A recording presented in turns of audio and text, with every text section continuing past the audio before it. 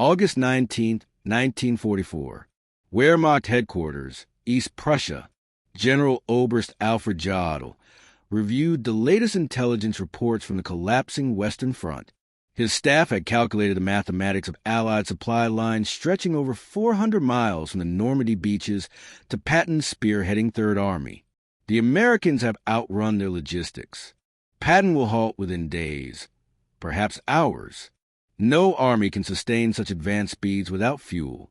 From his position at Hitler's Wolf's Lair headquarters, Jodl analyzed what every German general understood from experience.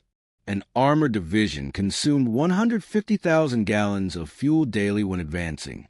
The Americans were now 400 miles from their supply depots. The calculation was inescapable. Patton's Third Army would grind to a halt, giving the Wehrmacht time to regroup at the Seine, perhaps hold until winter. What Jodl didn't know was that 125 miles away, 5,958 trucks were already rolling eastward in an endless convoy, headlights blazing in defiance of military doctrine, carrying 12,500 tons of supplies every 24 hours. The Red Ball Express, a logistics operation so audacious that German military science had never conceived it possible, was about to shatter every assumption about mechanized warfare. Within 72 hours, Patton's supposedly immobilized tanks would crash through German positions at the Seine. Within a week, they would liberate Paris. Within a month, they would stand at the German border. The Wehrmacht's finest military minds were about to receive a lesson in American logistics that would redefine their understanding of modern warfare.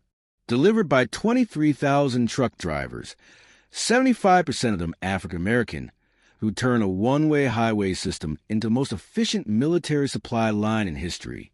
The German General Staff's confidence in American logistical failure stemmed from decades of military experience and recent observations. The Wehrmacht had pioneered Blitzkrieg, revolutionized combined arms warfare, and understood intimately the tyranny of supply lines. Their own campaigns had repeatedly stalled when logistics failed to keep pace with tactical success. In Russia, the Wehrmacht's advance had foundered not from Soviet resistance initially, but from the simple inability to supply forces across vast distances. German trucks broke down on Russian roads. Horse-drawn wagons, still 80% of German military transport, couldn't match the speed of Panzer spearheads. Railway gauge differences meant supplies piled up hundreds of miles in front. General der Panzertruppen Heinrich von Luttwitz, who would command 47th Panzer Corps from September 1944, had written in July, "The Americans face the same logistical impossibility we face in Russia. Their mechanical advantage becomes a disadvantage. Machines require fuel, ammunition, parts. They have advanced 400 miles in 30 days. History teaches us what comes next. Paralysis." German intelligence meticulously tracked American consumption rates. A single Sherman tank burned 0.5 miles per gallon on roads, far worse cross-country. An infantry division required 700 tons of supplies daily. An armored division needed 1,000 tons. Patton commanded 12 divisions advancing on a 60-mile front. The mathematics seemed irrefutable. 12,000 tons daily, transported 400 miles from the beaches over damaged roads through a transportation network the Germans had systematically destroyed during their retreat. General Major Siegfried Westphal, who would become Chief of Staff to Field Marshal von Rundstedt in September, calculated on August 20th, even if the Americans possess unlimited trucks, which they don't, and perfect roads, which they don't, and no mechanical failures, which is impossible, they still couldn't sustain Patton's advance more than another 48 hours. Physical laws cannot be violated, not even by American industry. At 2 p.m. on August 25, 1944, in a requisitioned French chateau near Le Mans, Lieutenant Colonel Loren Ayres of the Motor Transport Service faced a room full of skeptical officers. The math they presented was stark. Patton's Third Army was consuming supplies faster than any army in history, advancing at speeds that defied all logistical planning. Traditional supply methods, railway transport, scheduled convoys, depot-to-depot distribution had collapsed under the strain. Gentlemen, Ayres announced, we're going to create a one-way highway from Cherbourg and the beaches to the front lines. Every vehicle will run 20 hours out of 24. No stopping except for gas and emergencies. We'll move 12,500 tons daily minimum. The name came from railway terminology. A red ball freight was an express shipment that took priority over everything else. The Red Ball Express would operate on the same principle. Absolute priority, no delays, no exceptions. The technical specifications defied German military doctrine. 2 parallel one-way highways, 1 for loaded trucks going forward, 1 for empties returning. 24-hour operations with headlights blazing, abandoning blackout discipline. No stop policy except for fuel and mechanical failure. 5-minute convoy intervals, maintaining 35 miles per hour average speed. Mobile maintenance units every 50 miles. MP checkpoints removing any vehicle below 25 miles per hour. Colonel Charles G. Thrasher, commanding the advanced section of ADSEC, Advanced Section Communication Zone, reviewed the projected numbers. We need 140 truck companies, 5,958 vehicles minimum, operating at 90% availability. That's impossible by any logistics textbook ever written. Yet within 36 hours, the impossible was operational.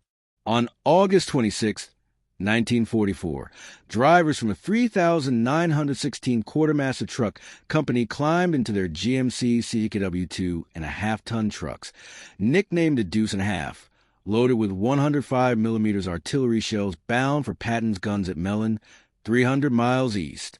The demographic composition of the Red Ball Express would have stunned German racial theorists. Of the 23,000 drivers who would eventually operate the route, approximately 75% were African-American soldiers serving in a still segregated army. These men, who couldn't eat in white restaurants or use white facilities in much of America, were keeping the most celebrated white general's army in motion. The drivers developed their own culture within hours. They painted slogans on their trucks. Patton's Blood Bank, Hitler, Here We Come, Detroit to Berlin Express. They created their own traffic rules. Slower vehicles pulled off immediately. Mechanical failures were pushed into ditches. Any truck below 20 miles per hour was considered a roadblock. By August 28th, German reconnaissance units began reporting something unprecedented. Units from Aufklärung 116 radioed from positions overlooking the main Red Ball route. Continuous vehicle column. Headlights visible for 20 kilometers. No spacing, no blackout discipline. Estimate 1,000 vehicles per hour. Americans have abandoned all military precaution. This violated everything German military doctrine taught. Headlights at night invited air attack. Continuous columns presented perfect artillery targets. No spacing between vehicles meant a single disabled truck could halt an entire convoy. Yet the Americans seemed unconcerned. General Lieutenant Edgar Feutinger, commanding the 21st Panzer Division, personally observed the Red Ball Express from concealed positions on August 30th. His report to Army Group B headquarters reflected growing alarm. The enemy operates a supply system beyond our comprehension. Vehicles pass at 30-second intervals, day and night, without pause. They don't hide, don't disperse, don't follow any rules we understand. It's not military science. It's mass production applied to warfare. What the Germans couldn't understand was that American logistics operated on different principles entirely. Where German doctrine emphasized concealment, Americans relied on volume. Where Germans conserved vehicles, Americans assumed 20% mechanical failure and planned accordingly. Where Germans followed strict military procedure, Americans improvised continuously. The numbers achieved by the Red Ball Express defied German calculations of what was logistically possible. First week, August 25th to 31st, 1944. 89,939 tons of supplies delivered. Daily average, 12,848 tons. Round-trip distance, 686 miles. Vehicle rotations, 5,958 trucks, making 1.5 trips daily. Fuel consumed by the operation itself, 300,000 gallons. German logistics specialists captured these numbers from American documents and dismissed them as propaganda, but the numbers were real and they were accelerating. By September 5th, the Red Ball Express had established a rhythm that seemed impossible to German logistics officers who still relied on horse-drawn wagons for 80% of their transport. Convoys departed every 5 minutes from the western terminus. Average convoy 67 vehicles. Load per vehicle 5 tons standard, 7 tons frequent overload. Time to cover 350 miles one way, 14 hours average. Turnaround time at each end, 2 hours. Vehicles in constant motion, 5,000 at any given moment. The Red Ball Express generated innovations hourly as drivers and mechanics solved problems German military science considered insurmountable. When trucks broke down, approximately 1,800 daily, mobile maintenance units performed repairs on the roadside. Mechanics developed a triage system, 15 minutes to fix or push off the road. Parts were cannibalized from vehicles deemed unrepairable.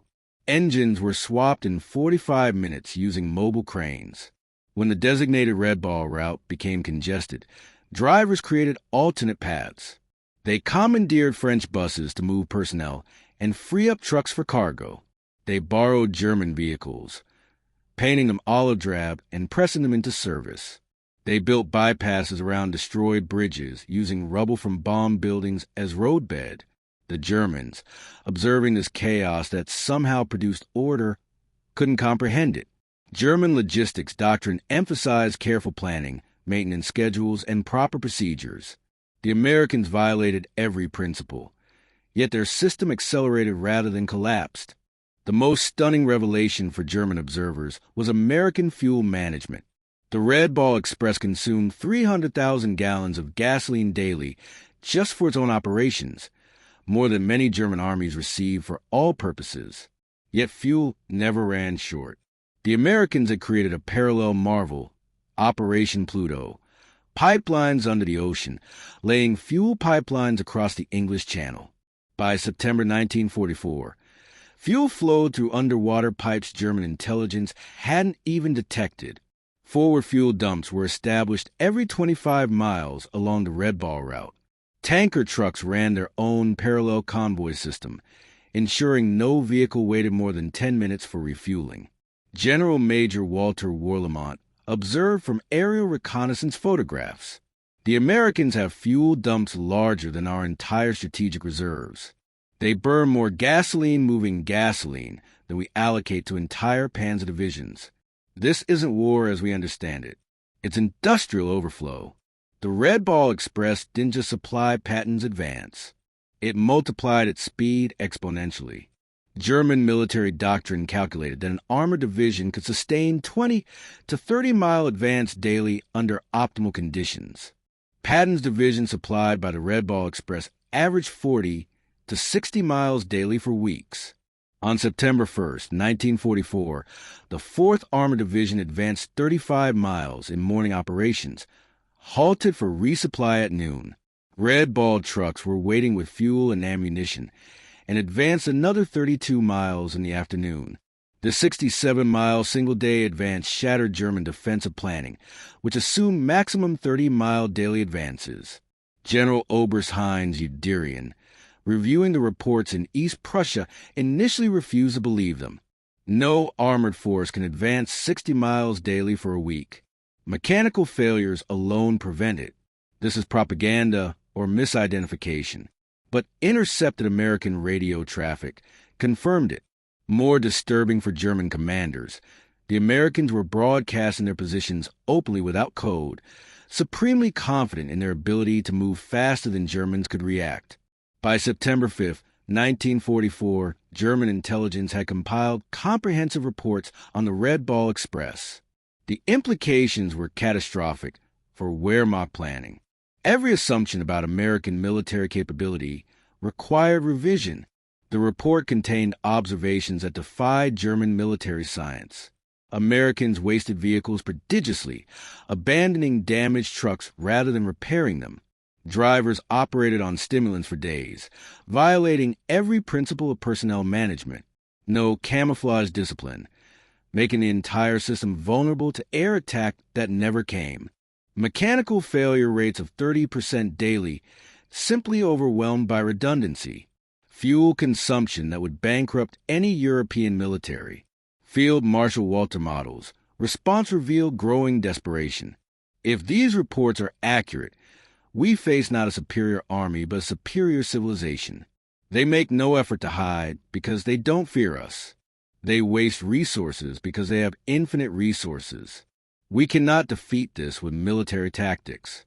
The Red Ball Express drivers paid a physical price German observers couldn't see.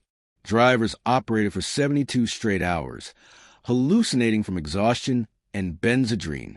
Accidents killed 300 drivers in the Red Ball's operational period. Trucks collided in fog, overturned on damaged roads, burned when overheated engines ignited. Yet morale remained extraordinarily high. These men, mostly African Americans, denied equal rights at home, understood they were making history. They were proving Hitler's racial theories wrong with every mile driven, every ton delivered. Captured German officers provided eloquent testimony to the Red Ball Express's impact. Oberst Hans von Luck, taken prisoner in September 1944, told interrogators, "We knew we'd lost when we understood your supply system. You violate every rule. Waste fuel, abandon vehicles, exhaust drivers, yet succeed through sheer volume. You've industrialized warfare beyond our comprehension."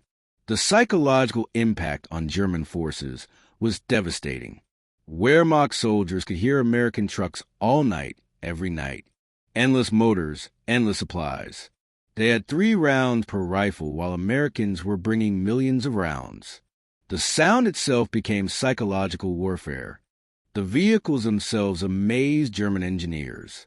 The GMC CCKW 2.5-ton truck, the backbone of the Red Ball Express, represented mass production perfection.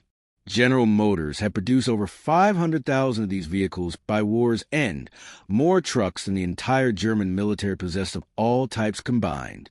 The trucks featured innovations Germans hadn't implemented. All-wheel drive is standard, not exception. Automatic tire inflation systems. Waterproofing that allowed 30-inch fording.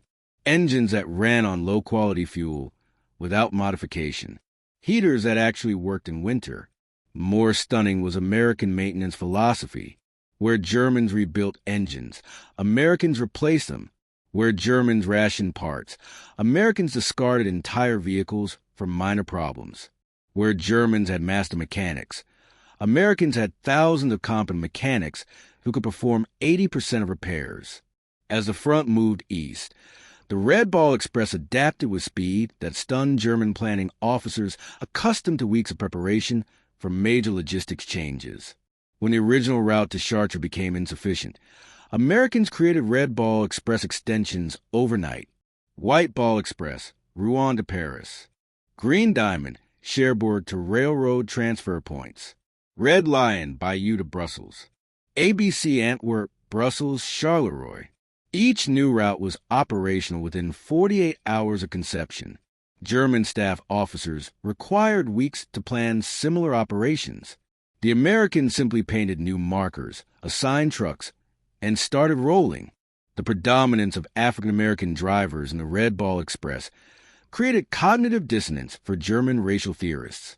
Nazi ideology declared blacks inferior, incapable of technical tasks, lacking initiative.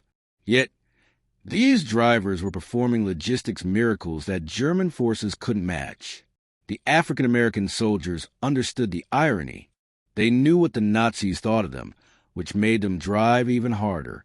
Every mile they drove proved Hitler wrong.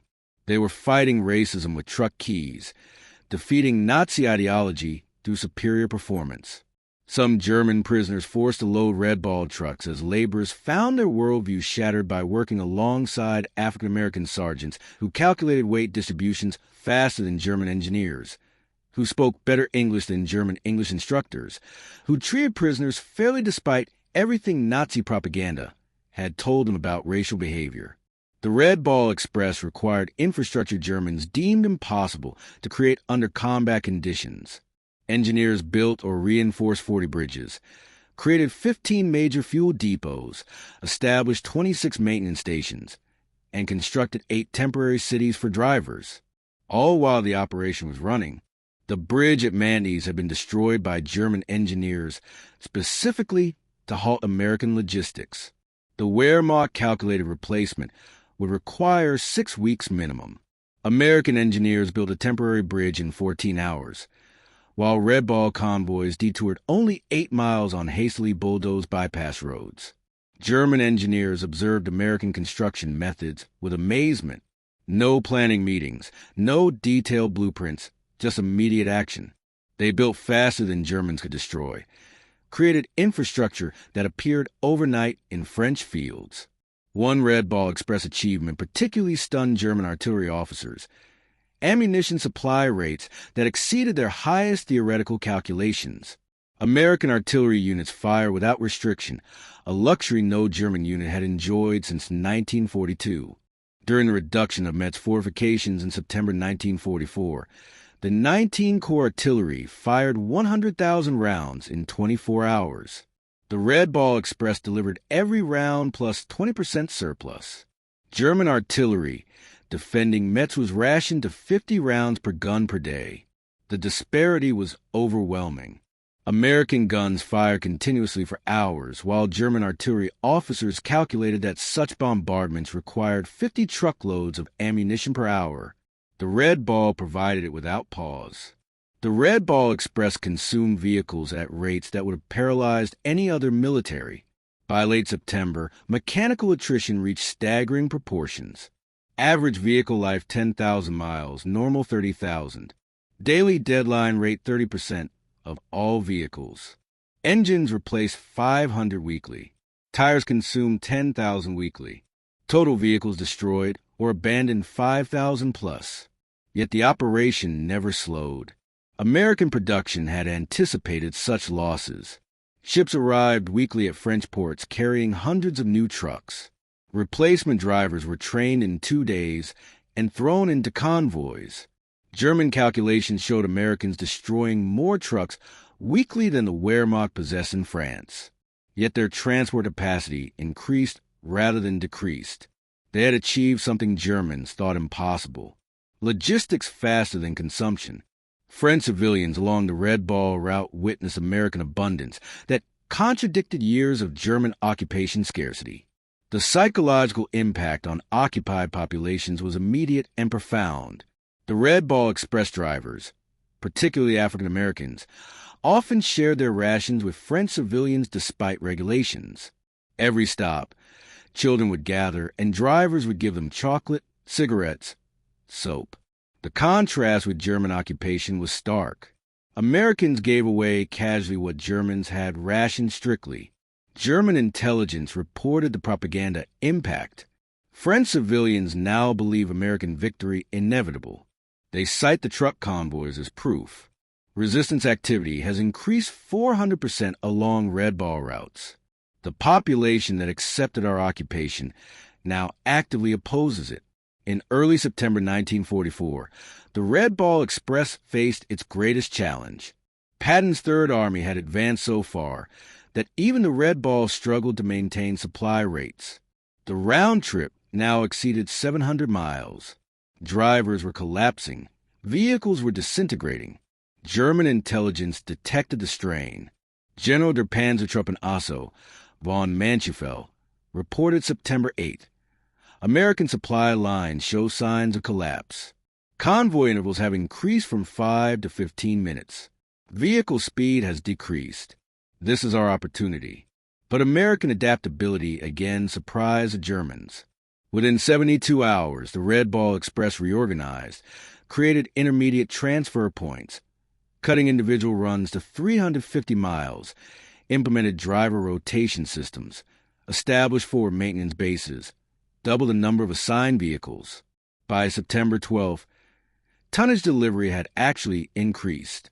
The crisis that should have halted Patton only made the system stronger. Supplementing the Red Ball Express, Americans implemented another logistics solution Germans deemed impossible: large-scale aerial supply. C-47 transport aircraft began delivering critical supplies directly to forward units, each aircraft carrying 3 tons. On September 16, 1944, Wehrmacht observers counted 900 transport flights in a single day, delivering 2,700 tons by air. The Luftwaffe at its peak had managed 300 tons daily to Stalingrad and considered that a maximum effort. The Americans used transport aircraft like trucks, no fighter escort concerns, no fuel limitations. They assumed losses and overwhelmed them with numbers. The Wehrmacht couldn't compete with this industrial arithmetic. The Red Ball Express operated under command principles that violated German military hierarchy. Junior officers made decisions reserved for generals in the Wehrmacht. Sergeants commanded operations larger than German colonels managed. This decentralization baffled German observers. American logistics operated without apparent central control. Every lieutenant acted like a general, every sergeant like a colonel. Chaos should have resulted. Instead, they achieved efficiency the Wehrmacht couldn't match with rigid hierarchy. By October 1944, advancing railheads began to reduce Red Ball Express requirements. The operation that was supposed to last 10 days had continued for 82 days, delivering 412,000 tons of supplies, over 122 million ton miles. German commanders, now fighting on their own borders, reflected on what they had witnessed. Field Marshal Model wrote in his final report, "We were not defeated by American tanks or planes primarily. We were defeated by American trucks." The Red Ball Express proved that in modern war, logistics is strategy. The transition to rail transport was itself a marvel. American railroad engineers had reconstructed 1,000 miles of destroyed French rail lines while the Red Ball was running. They laid new track faster than Germans had destroyed it, often using captured German rail equipment. The final Red Ball Express statistics defied every German calculation of logistical possibility.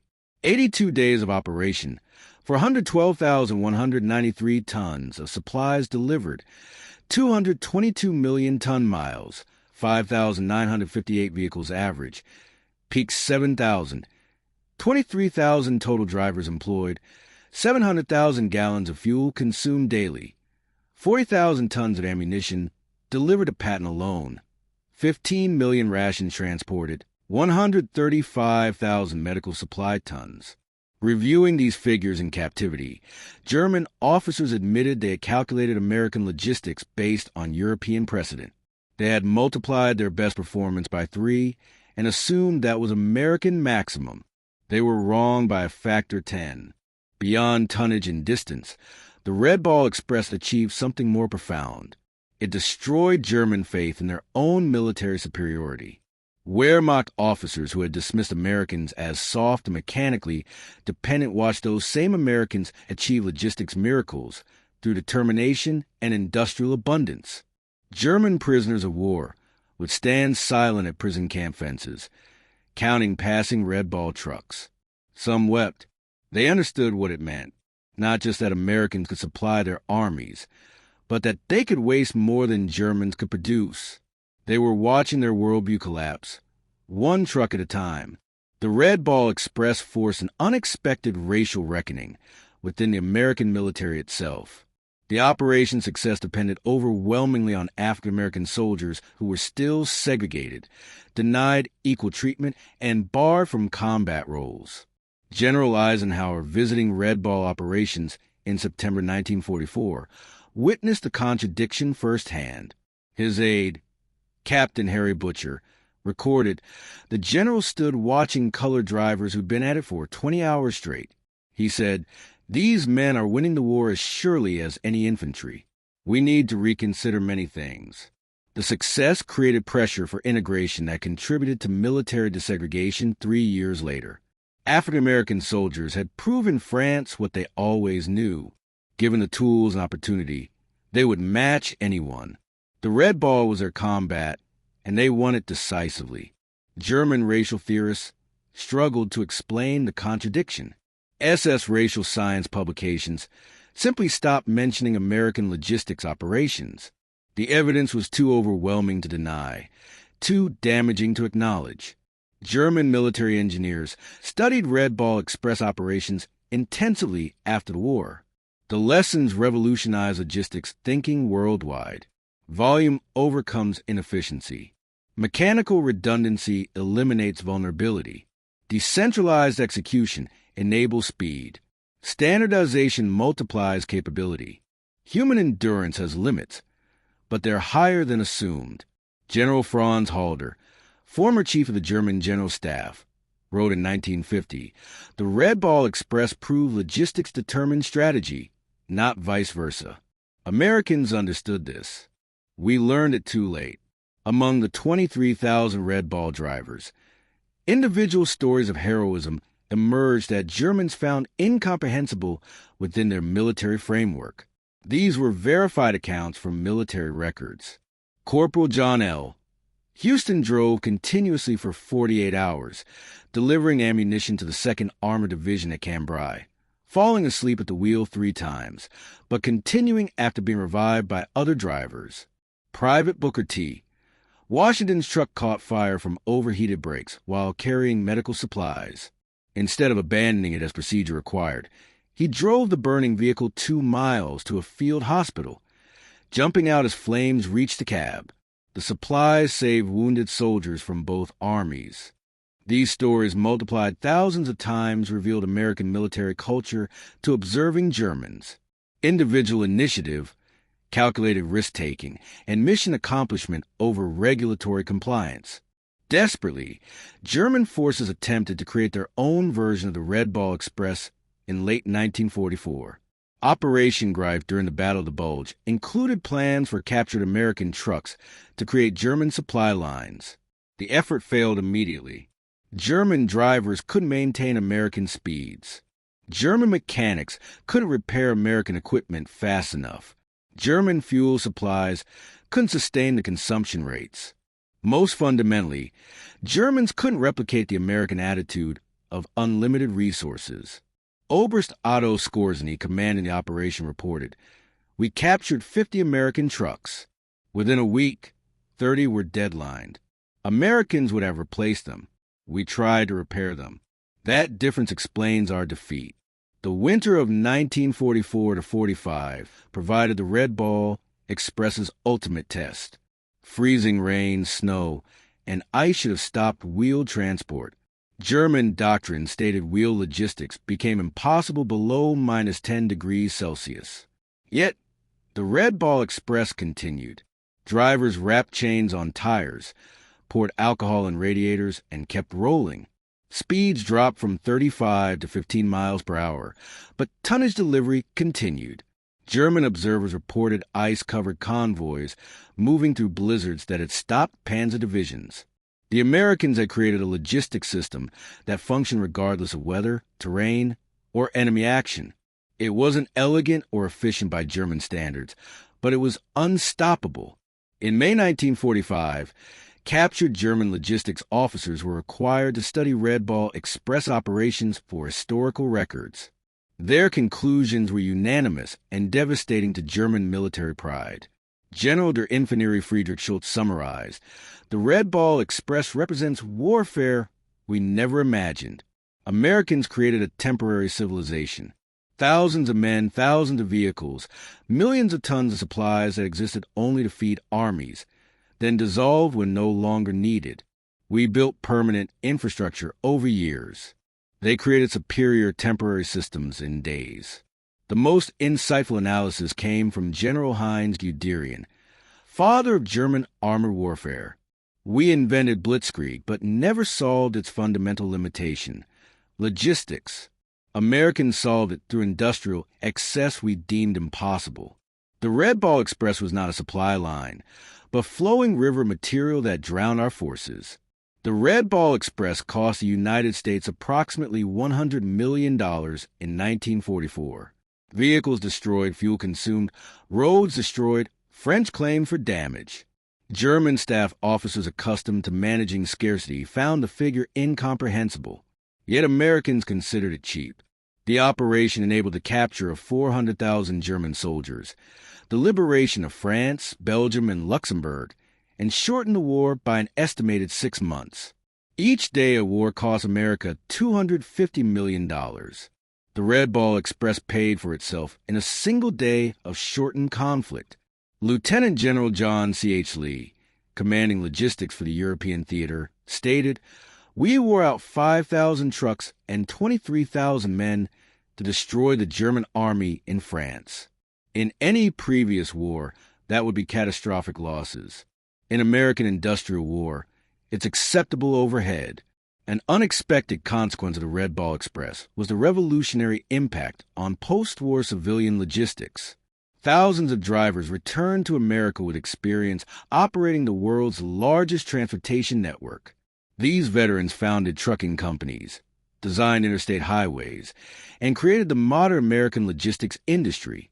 Companies like Yellow Freight, Roadway, and Consolidated Freightways were started by Red Ball veterans who applied military logistics to civilian commerce. They had learned in France that volume beats efficiency, speed beats perfection, and if you can keep trucks rolling 24 hours, you can move the world. Military historians universally recognize the Red Ball Express as a decisive logistics operation of the European theater. Without it, Patton's advance stops. Paris falls weeks later, and German forces successfully established winter defensive lines. The operation validated American military doctrine that emphasized logistics over tactics. While German officers studied Clausewitz and battlefield maneuver, Americans studied Detroit assembly lines and railroad timetables. The Red Ball Express demonstrated that in modern warfare, the ability to supply forces determines victory more than tactical brilliance. On September 15, 1944, Field Marshal Gerd von Rundstedt, supreme German commander in the West, received comprehensive intelligence on the Red Ball Express. After studying the reports for hours, he summoned his staff. "Gentlemen," he announced, "we face something beyond military solution. The Americans have created a supply system that makes distance irrelevant. Our strategy assumed their culminating point where advancing forces outrun supplies. That point doesn't exist. They have revolutionized warfare, and we are fighting the last war." His operations officer, Oberst Hans Beidel, suggested interdicting the Red Ball routes with the remaining Luftwaffe. Von Rundstedt's response revealed complete understanding. "With what shall we interdict? They have 6,000 trucks.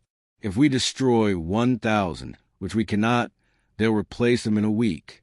We need to destroy 200 trucks daily just to match their production. We don't have 200 aircraft total." Behind the statistics were human stories that revealed American character to German observers. Drivers who hadn't slept for 3 days refusing relief because their trucks might not make it through. Mechanics working in freezing rain to keep convoys rolling. Teenagers lie about their age to drive trucks. Such stories multiplied throughout the operation created mythology that demoralized German forces. The Americans were not soft as propaganda claimed. They drove themselves harder than Germans drove horses, but they did it voluntarily, not from fear. This made them more dangerous than German doctrine had understood. The Red Ball Express became unintentional propaganda, more powerful than any planned operation. German soldiers could hear the convoys at night, endless streams of motors that never stopped. The sound itself became psychological warfare. German units reported hearing ghost convoys that demoralized troops as effectively as actual logistics. The knowledge that Americans had unlimited supplies while Germans rationed their last ammunition created despair that undermined combat effectiveness. American psychological warfare units recognized the impact. They began broadcasting truck engine sounds toward German lines when actual convoys weren't present. German units reported these phantom convoys as real, demonstrating the psychological damage the Red Ball Express had inflicted. In November 1944, with rail lines partially restored, the Red Ball Express was officially discontinued. But its methods had revolutionized military logistics permanently. The concept of continuous, high-volume, wasteful but effective supply became American military doctrine. The final innovation was the speed of dissolution. The massive operation, 23,000 men, 6,000 vehicles, hundreds of installations disappeared in 72 hours. Troops reassigned, vehicles redistributed, routes returned to civilian use. Germans required months to create smaller operations and years to dissolve them. Americans built what they needed, used it, discarded it, and built something better. When German generals surrendered in May 1945, many cited the Red Ball Express specifically as demonstrating the hopelessness of continued resistance. General der Panzertruppenasso von Manschafel stated at his interrogation, "When we understood your logistics capacity, we knew the war was lost. You could supply armies faster than we could destroy them."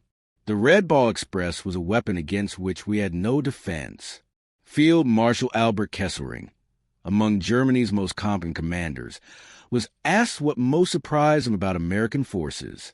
His answer, "Not your tanks, not your planes, but your trucks." The Red Ball Express showed us that you had militarized your entire society's production capacity. We were fighting your factories, not just your soldiers. The final statistics of the Red Ball Express stand as testament to American industrial warfare. Total cargo delivered 412,193 tons. Total distance covered 122 million ton miles. Trucks employed 5,958 daily average, 7,000 peak. Drivers involved 23,000 total. Operating days 82. Fuel consumed 57 million gallons. Tires worn out 180,000.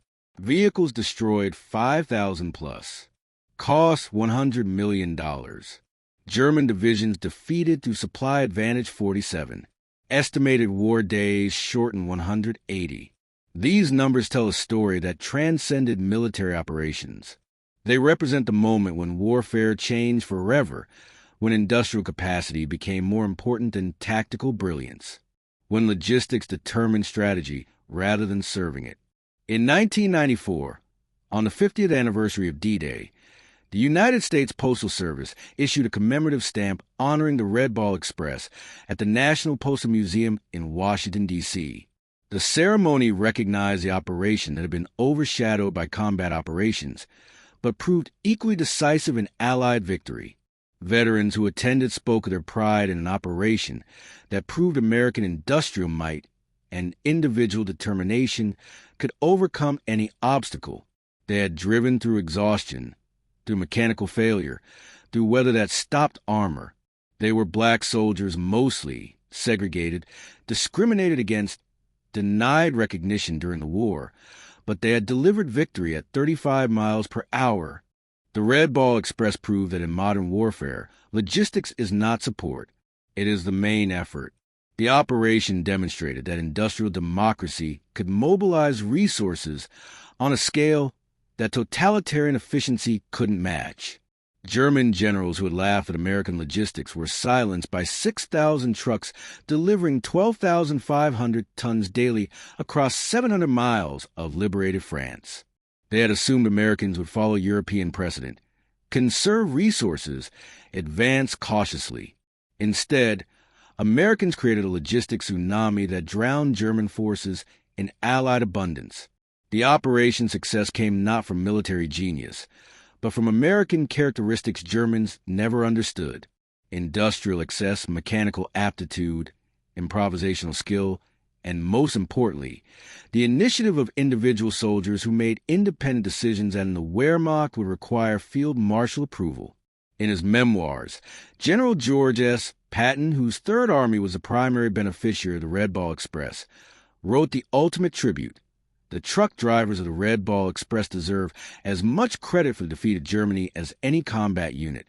They drove through exhaustion, through mechanical failure, through weather that stopped armor. Without them, the Third Army doesn't move. Without movement, we don't win. They were black soldiers, mostly segregated, discriminated against, denied recognition. But they won the war as surely as any rifleman. History must record this truth.